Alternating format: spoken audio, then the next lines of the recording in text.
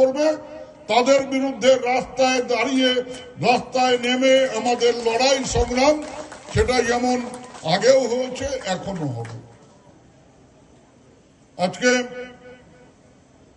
কেউ কেউ আগে হয়তো চায়ের ব্যবসা করতেন, এখন তারা কেউ কেউ হয়তো সিঁদুরের ব্যবসা করছেন।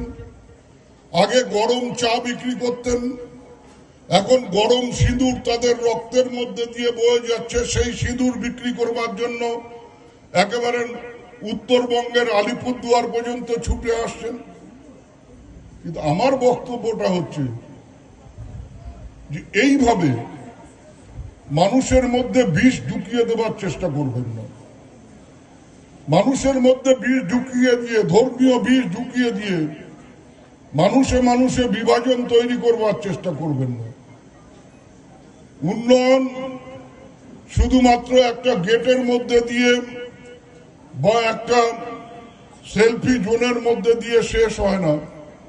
উন্নয়নের বেসিক ব্যাপারটা, উন্নয়নের প্রাথমিক ব্যাপারটা হচ্ছে একটা সুস্থ সুন্দর সমাজ গড়ে তোলা।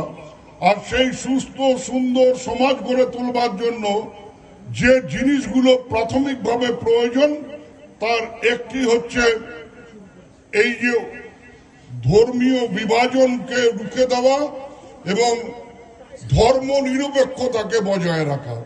আমি আমার ধর্ম নিশ্চয়ই, আমি আজ সকালে এসে এই মন্দিরে পুজো দিয়েছি।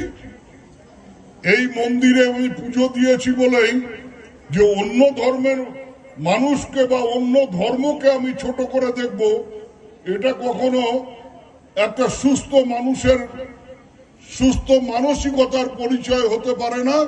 এই জায়গার থেকে আমাদের সবাই মিলে শিক্ষা নিতে হবে। প্রধানমন্ত্রীকে নাম না করে কটাক্ষ করলেন যে একসময় চায়ের ব্যবসা করতো, এখন সিঁদুরের ব্যবসা করছে। হঠাৎ কেন ব্যবসা করার কথা বললাম? মানে কেউ গরম চা বিক্রি করতেন, এখন তিনি গরম সিঁদুর বিক্রি করবার চেষ্টা করছেন।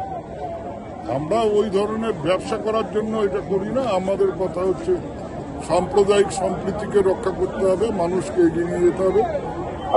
যারা মারা গেছেন তাদের মধ্যে তো আদিল শেখ ছিল, তারপরে ওই ঝন্টু শেখ ছিল, সবার কথাই তো ভাবতে হবে।